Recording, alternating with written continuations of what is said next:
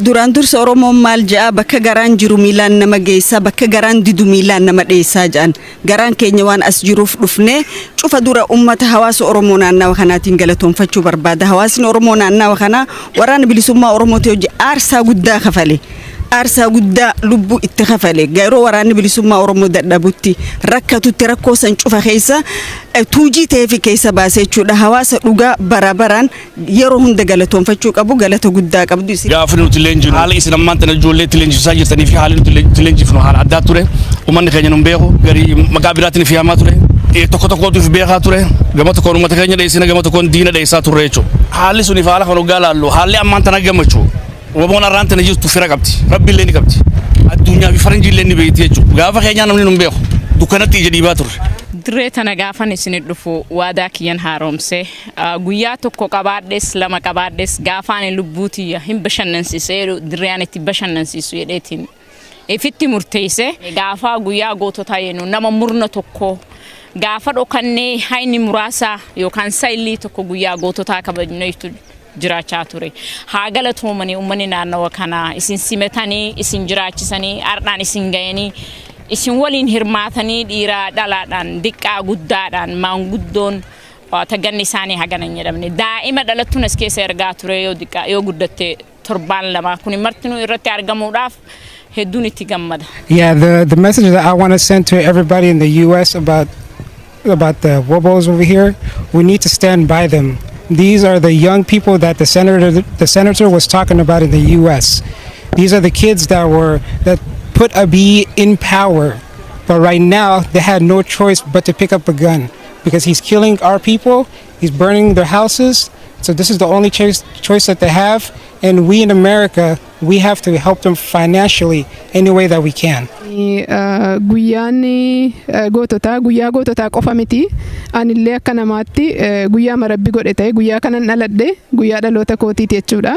Kana irratti guyyaa eebba woboo kan waan sadiitu wal faana ta'e jechuudha. Anaafi guyyaa bara jireenya koo keessatti guyyaa addaati inni har'aa jechuu kooti. Jireenya koo irratti eegaan dhaladhe guyyaa woboo akka guyyaa kannaa tokkottiin eeggadha. Garuu guyyaan kun guyyaa waliigala National Holiday of the Oromo jedhuun yeroo gabaabatti akka dhufu waaqaas kadhanna isinis jajjabeessine jechuudha. Guyyaa kana mirkaneessuudhaaf waraana bilisummaa Oromoo jabeessuun murteessaadha. Uummata kootiif kanan dhaamuu barbaadu uummata biyya alaa jiranii fi waraanni bilisummaa Oromoo naannoo miti gandaan miti amantiidhaan miti oromummaadhaan kan inni ka'ee dirree falmaa keessa jiru. Sanaafu nuti akka waan nama caallee biyya alaadhaan neettoof ilaaluu dhiisne carraa rabbi nuuf kenneeni waan qabnuuni ijoollee kana bira dhaabbachuun dirqama ta'an jedha. Asitti aarsaa hedduu kafalaa jirtan lubbuu hedduu wareegamaan dabraa jira. So lubbuun teenya lubbuu teessan hin caaltu isinuu if kennitanii asitti dirqama kana fudhachaa jirtan dirqamni isin fudhachaa jiran dirqama saba Oromooti.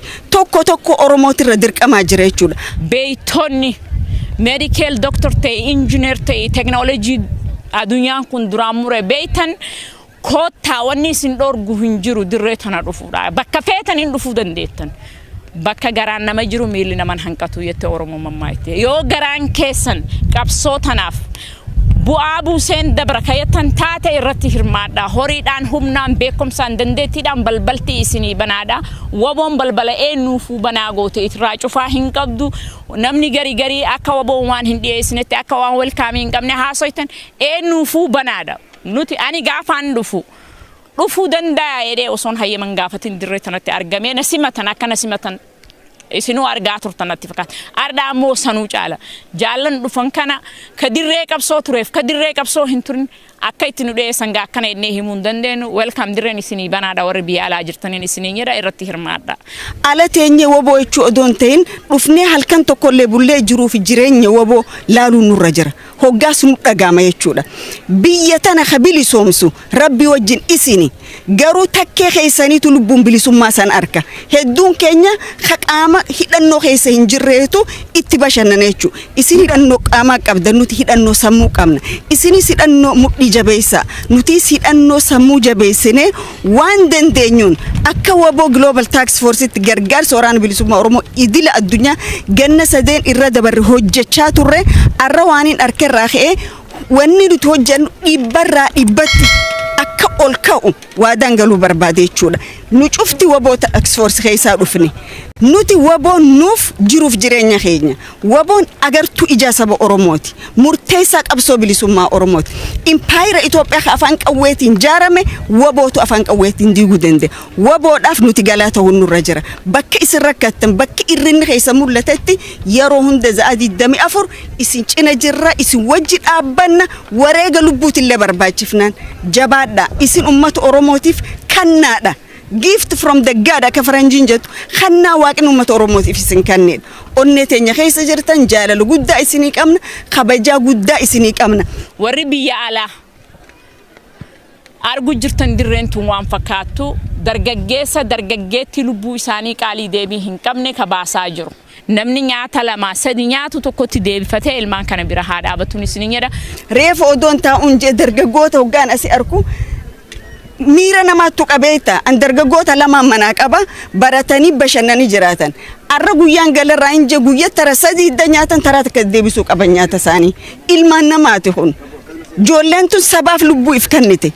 Garuu khabiraa bashannanaa jira. Rakkoo isaan asii keessa jiran biyya ambaatitti illee irraa qooddachuun nurra jira. Namni xiqqaan an Oromoodha jee ifiyaamee sadarkaa kanaan ijoolleen dardarri isoo nam tokko hin dammeessine faamilii isaanii facaasanii dhufanii asitti mooraa leenjii kanatti tireeningii fudhachuu isaanii waan hedduu nama boonsaati. Hashaan gaalaa rimiyya fuute jennaan yeroo isii eeggattee ni dhalti. Wanni qabsoon namni tokko itti wareegame lubbuusaa qaalii tanaa jee saba isaatiif kanne ni turti malee ni dhufti. Namni Oromoodhaa taatan haqaamaan dhufee asitti hirmaachuu danda'e haa dhufee ijaan arku haanis asitti tireen godhee saba isaatiif haa sarfi godhu warri kaan taatu immoo keessa isaa qaqqabatee haa hiixatu hin jedha gama kiyyaatiin. Ijoolluma tana waan isaan keessa jiran mee daggalatana hootaati ijaan arka hoggaa ijaan agartan isinittuu ni dhagayama jechuudha. Warri biyya keessaa waan biraan jedhu akka namichi jedhee qurxummii fixuudhaaf galaana goggogsuudha jedhe. Akka qurxummiin dhumuu hin dandeenye galaanis goggoguu hin dandeenye argee jiran fakkaata. Kutaa 11 Oromiyaa keessa bakka waraanni bilisummaa Oromoo hin jirre hin jiru.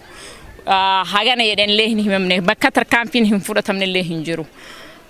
Ka du'uuf deemu irratti hirkattanii ilmaan keessan qacalee dirree tana lubbuu isaanii qaalii deebii hin qabne lafee isaanii dhiiga isaanii biyya anin haa dabru Oromiyaan haa bilisoomtu jedhu kana yoo bira dhaabachuu dadhabdan warri biyya keessaa yoo gurmuu ta'uuf dadhabdan warri biyya keessaa karaa banaafi. Arraan tana immoo waraanni bilisummaa Oromoodhaa ona Finfinneedhaa jala deemee arraan tana qabsaa'uun isaanii wanni nu wafeen jirtu jechuudha fedheeti.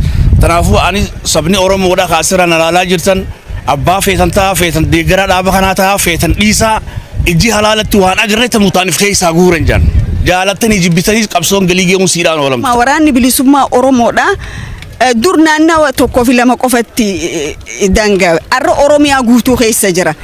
Kalluuna bishaan keessa balleessinaa bishaan goggoysuu qabna jedhanii lola guddaa saba Oromootiin rabbaname. Lolli saba waraana bilisummaa Oromoo rabbaname sabni Oromoo lola waraana bilisummaa Oromoo rabbaname jeekka taa'e laal.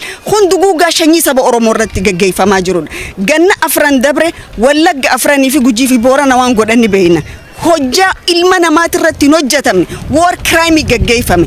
Arrallee sandaran humnoota alagaa afeerratanii humna Soomaalii Banishaangul Ogaden kana cufa afeerratanii uummata Oromoo irratti guugaa shanyii gaggeessan.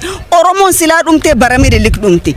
Oromoon saba hundee kush waan ta'eef saba eebbifamaa waan ta'eef dhumuu hin dandeenye. Saba tokko waaqaa fixa malee namni hin fixu. Kanaaf waraana bilisummaa Oromoo zooniilee Oromoo cufa keessa jiruun jabaadha. Isin wajji jirra.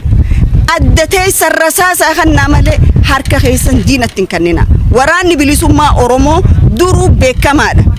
Bara joollumaatiin ka beeynus bara dargaggummaa keessa gaafa beeynus waraanni bilisummaa Oromoo waraana diinaa jilbiiffatuu miti. Jilbiiffatee illee hin beeku.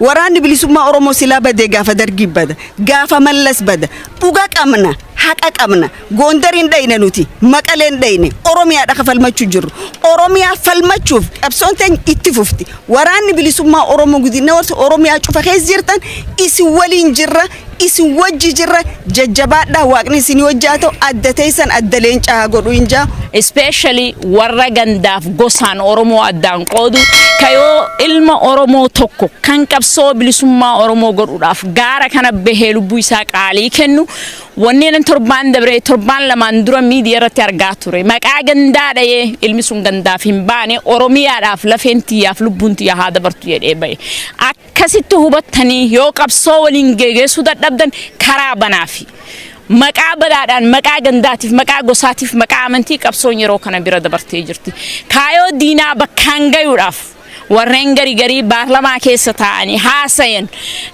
waraana kana dhabamsiisuudhaaf gaarii hundeen haa buqqifnu kayedhu san isaantu hundeen buqqaame waraanni bilisummaa oromoo akka hundeen hin buqqaane gaafa silaa shinniga bakka tokkotti awwaalan qabsoon silaa awwaalan waan hin awwaalamneef jaarsi kaleessa mana baarlamaa keessa taa'ee haasayaa ture kaleessa wayyaaneedhaaf isatu dalagaa ture ardas isatu warra naftanyaa haarayaadhaaf dalagaa jira kanaaf dhaabbadhaan isiniin jedha dhaamsa warra biyya keessaa ka'an qabu ummata kootiif kanan dhaamuu barbaadu ummata biyya alaa jiranii fi waraanni bilisummaa oromoo naannoo miti gandaan miti amantiidhaan miti oromummaadhaan kan inni ka'ee dirree falmaa keessa jiru sanaafuu nuti akka waan nama caallee biyya alaa dhanneetti of ilaaluu dhiisne carraa rabbi nuuf kenneeni waan qabnuuni ijoollee kana bira dhaabbachuun dirqama ta'an jedha dhufaniis immoo bakka kana ilaalanii waan namni odeessu kana hundumaa dhugaaf soba ta'uusaa akkasumatti asitti argamanii akka isaan dhufaniin dhaamaafi.